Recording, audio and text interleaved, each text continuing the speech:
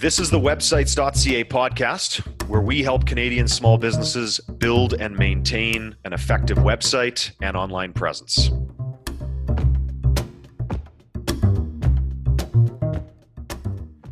Hello, everybody. Welcome to a very special edition of the websites.ca podcast. I am Sean Corbett. I do marketing for websites.ca.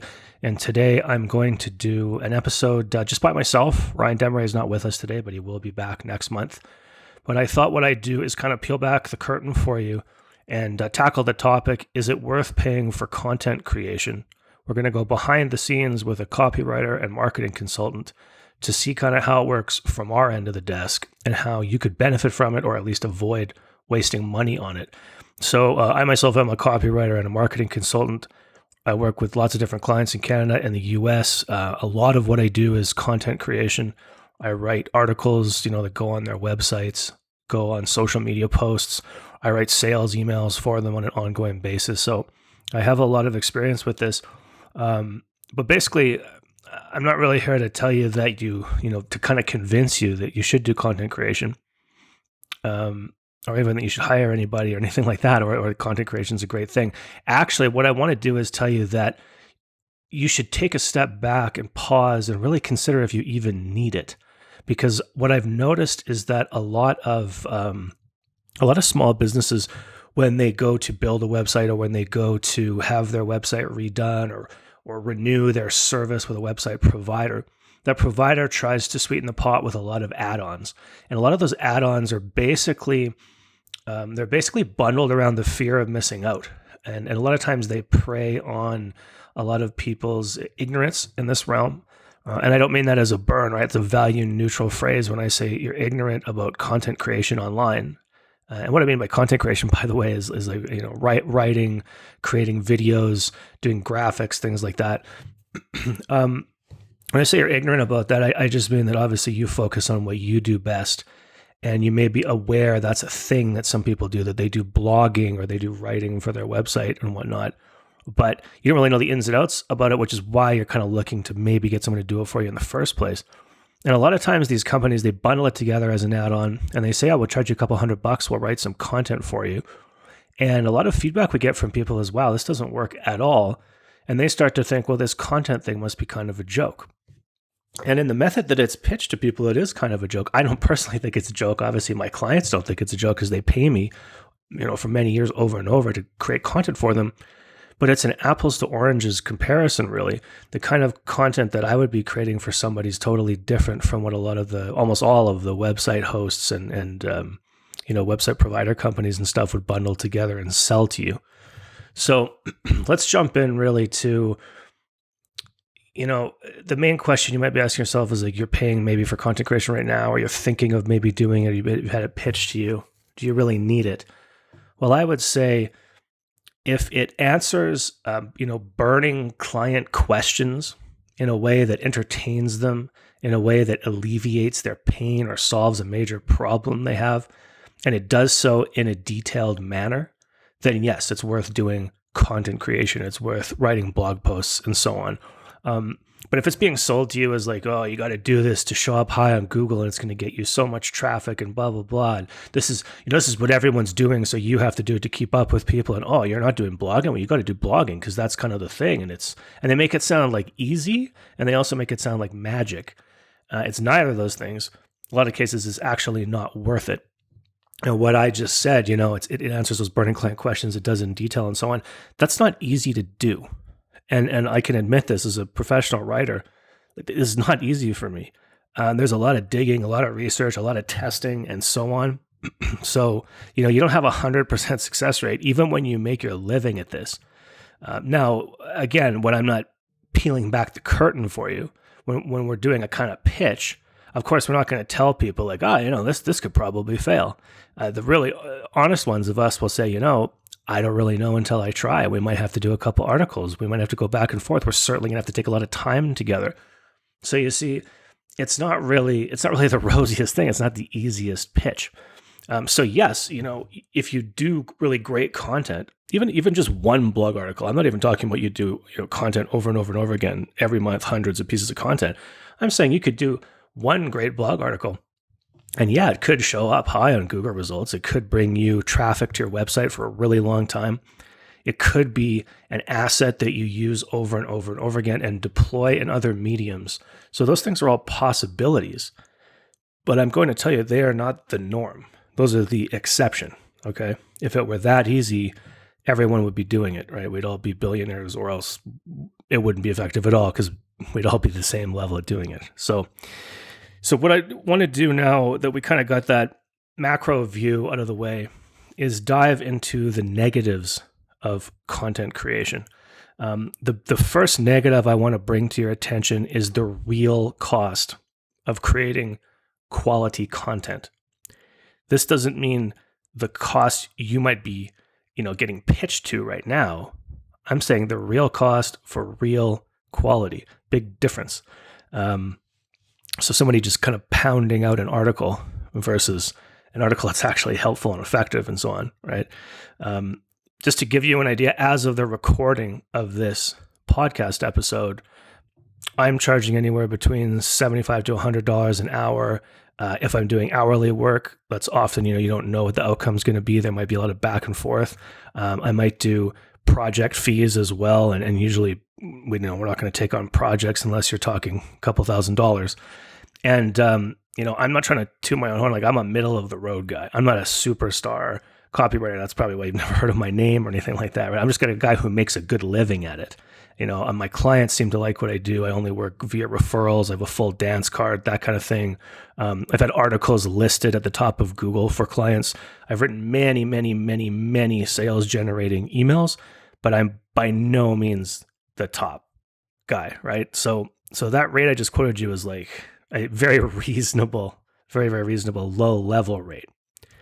So with that in mind, if you think about it, even if you're paying a couple $100 a month, even if you're paying almost $500 a month or more, for content creation, like, what are you really getting for that? That's not buying you a lot of time with an effective writer. Let's say if it's going through an agency or a website host or what have you, the agency's definitely got to take their cut. They're not passing on all of that money, right?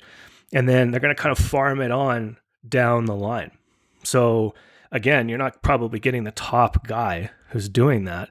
You might not even be getting your account rep, the guy who knows the most about you and your business and your customers. They might be farming it out to a temp worker, to a journalism student, because, heaven knows those guys don't get any real work anymore, so they got to go somewhere else and write. And in a lot of cases, it's a person with an English as a second language who's writing it for you. So a lot of people have these, virtual assistants and subcontract of a subcontractor, and it's someone from the Philippines. And again, for what they charge, they do a decent job, but like, you're never going to get quality content from those people. In that example, the agency, the person who's working with you, might even turn around and subcontract the writing to Upwork or some other digital online marketplace, right? And again, none of that's like nefarious stuff. Especially a lot of times they'll tell you up front that they're doing that. And I think there's a time and place for subcontracting work. But like I kind of said at the start of this, we're talking about stuff like content's only going to be effective, especially long term. It's only going to be worth it if it's really detailed, if it's really helpful. So this is not really assembly line work that you want to be doing here. But anyway, once the agency goes down the line and passes on your work and finds a person to do the writing and all that, not much money is actually left to pay the writer. And like I said, the writer's on the low end of the totem pole. So how skilled are they as a writer? I'm sure they're competent. I'm sure they're fine. How many other projects do they have, right? Are they writing, again, is this assembly line? Do they have to produce for 20, 30, 40 more clients every month? How much time are they going to have to concentrate on your business? Do they even know much or anything about your business? Did they even have time within that amount of money to get on the phone with you every month and talk about it? Can they do research, that kind of thing? So I really highly doubt someone can even do a competent keyword research and write a compelling headline in an hour or two.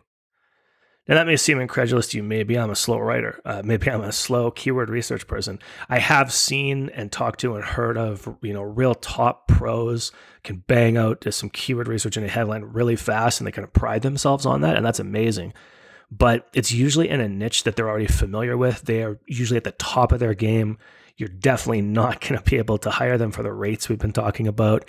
And they're definitely not going to be working as part of a team on a Canadian website hosting company, unless you catch them you catch some savant at the start of their career, which you're rolling the dice on. So I hope that kind of gives you an idea of like when you're paying a couple $100 a month for content creation, what in heavens do you expect to get? Because you're not going to get anything more than an industrial product that's basically templated and farmed out to the lowest level worker on the team. So I don't think that's worth it personally. And honestly, I don't think I'm even trying to convince most of you small business owners to do content, right? Having a website is kind of like a tool in your arsenal. You don't need to fret about, oh man, I got to get more traffic. I got to do more blog articles, blah, blah, blah. It's not really that important, right? Like I said before, if it answers client questions, if it's helpful, if it's something you want to dip your toes into, then of course you can try it if you have some marketing budget, but it's worth doing it right. So if you kind of decided after all the negatives that I said, well, I still want to give it a try, what would doing it right look like?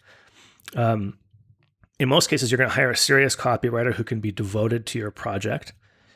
Or, in a couple of minutes here, I'll give you a hack to get amazing results actually just by doing it yourself, basically for free, even if you can't read or write. But so I'll leave that to the end. But if you hire a serious writer, a serious content creation person, it doesn't have to be a writer. Maybe it's a videographer, an editor of videos, right? You have to accept that you're going to need to spend some time with them. You don't just hire somebody and say, yeah, cool, you're a writer, go write content. And they say, what do you do? Right? We've talked to auto mechanics before. What do you do? Well, I fix cars. Well, what kind of cars? All cars. Who are your customers? Everyone. So you see what I'm going here? Like, no, even a great writer can't do anything with that. You have to sit with them. You have to tell them stories from your past, from when you were coming up, from when you were starting. Some of the greatest achievements you've had, some of the discoveries you've made in your craft, in your business, in your industry. It's time to actually, put your opinion out there. This is a really great chance. Like, share your knowledge, actually. If you're going to make content, share your real deep knowledge. Talk about the good stuff and the bad stuff. Talk about your ideal customers, at least with the writer, right? You want to think of like you want to get across to them, who are your ideal customers, and really drill down as much as you can. Talk about and think about their pains, their common questions. If you have existing brochures or ads that have worked for you in the past, if you have emails and testimonials from clients, you've got to go and collect those and give them to your writer. If you have, trade information or publications or something that has to do with the topic that you guys want to talk about, you have to share that with them. Don't expect them to know it. Now, of course, a good writer is going to go and do their research and ask you questions, but come prepared. Take it seriously. Otherwise, don't do it. The other thing, of course, is try to work to pinpoint what makes you different. Try to articulate that. If you say, we work harder, or we care more, or something, again, those are very vague. Have them, you and them need to work together and come up with something specific. Another thing I want to remind small business owners is if you're going to create content, this is a little bit different for writing and for video, but I'm just going to say in general, don't go for short. Don't go for fast, quick, easy. Maybe it's good to make it easy and clear, but a lot of people have this limiting belief in their mind. Oh, people don't read anymore. That's what they say. And they say, oh, well, I don't read and my customers don't want to read. And anytime I'm giving them something long to read, they say, just give me the summary, blah, blah, blah. Listen, I can tell you this from experience, a decade plus experience with tons of different clients in tons of different industries across North America. People read. The longer you make it, the more they'll read if it's something that is not boring and it's not unhelpful. So it's got to be entertaining and helpful, right? People won't read something if it's boring or unhelpful. It's not that they will not read, you see? So there's a difference there. You want to be as exhaustive as possible with your content. You want to cover it as deeply as possible, as uniquely as possible. And it's okay if you edit it down later. Maybe you'll use it into 2 or 3 different pieces, but at least for the first stage, like aim at getting as much and as deep as possible. And then, of course, a good writer is going to take that and they'll break it up into sections with subheadings. And that way somebody can scan through it. And I'll tell you a really interesting thing too on this topic. It's not that when you have a really long piece of writing, people are going to read all of it. But what they're going to do is they're going to scan to look for something that might apply to them. So if in your editing stage you become too clever and you edit something out because you think it's not that important, well, it might have been important to that person if you would have included it in, say, a 3, 4, 5 page, and I know page is kind of hard to understand on the internet. I'm talking like old school pages typed out, but a 3 or 4, 5 page document that you're going to put online as a blog article, maybe on page 4, buried there in one paragraph and one bullet point was something that would have captured somebody's attention, but you edited it out. So don't worry about it, right? The reader will choose to scan. The reader will choose what they want to read. You put it all in there. Get your writer to put it all in there. Also, I think you can kind of tell from what I'm talking about that this piece of content isn't just a one and done type of thing. So what you want to do with content creation is you want to make sure that the content can do double or triple duty, right? So even if it fails at generating internet traffic, you want to make sure it's helpful to clients. So you kind of have, both there, helpful to clients if we want to tell somebody to read it as opposed to a random person finding it on the internet. You can also use it as a relationship builder. So if you're doing support, if you're doing follow-up with clients and you say, you know what, actually, we just wrote something that might be helpful to you here, I'll send you a link. You can use it as a staff tool. So your staff can use it rather than asking you the question. They have this thing to refer to. You can use it as training for your staff. If the content produces any kind of decent response from people, you could consider pulling sections out of it and running ads with those sections that you've already written and paid for. You could do social media posts with sections. You could pull the interesting sections out and put them into emails that you send to your list. So this piece of content is really an asset that you can continue to deploy over time and make yourself more money with if you approach it in a serious manner and you do it right. And of course, a little tip at the end there, whenever possible, try to end your content with some kind of offer if you can, right? So I did promise you a couple minutes ago that I would tell you a way that you could do it yourself. Like I said, even if you've never written anything, you don't want to write anything, you don't even have time to write something. But let's say you also don't really have a budget to write something. And maybe let's say you also listen to what I said and you're just like, I don't really want to explain to somebody else and go through this whole process. Like it might actually seem like a pain to you to do all these things, but you still want to try it. This is what I would recommend. If you're the business owner or manager, or you've worked in the industry for a long time, believe it or not, you're a better writer about that topic than I could ever be, than almost any professional could ever be. So don't let the writing get in your way. Take out your cell phone and just record yourself speaking about this topic like you were delivering a presentation to one of your clients. I don't want you to worry about it. I want you to worry about writing headlines. I don't want you to worry about, the order that it's in, or you're going to wrap it all up perfectly. You shouldn't worry about if you're repeating yourself or anything like that. Just speak it out. Just brain dump it all, okay, into your phone. Keep going until you can't talk anymore, until you're mentally exhausted. Take that recording and send it to a transcription service. You'll get a transcription back, and then from there you can basically edit it yourself. You can take out the ums and ahs. You can even take a pair of scissors. You can cut it into sections and shuffle those sections around. I mean, so you really divorce yourself from the idea of it even being writing at all, okay?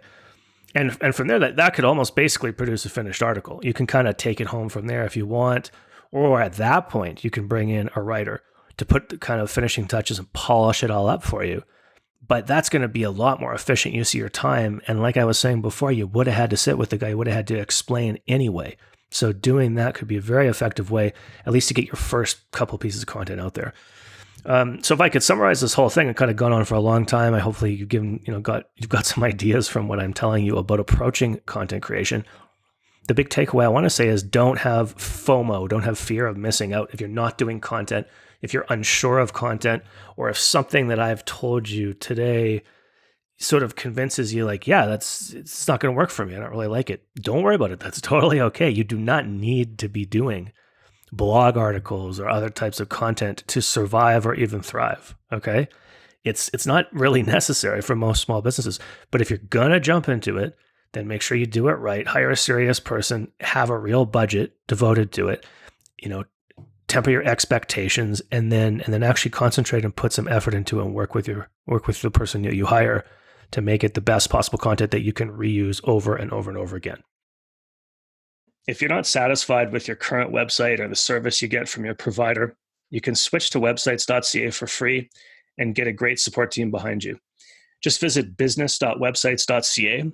That's BUSINESS.websites.ca, or email Ryan directly at ryan@websites.ca. That's all I've got for you today. Thanks very much for listening. We'll have Ryan back next time.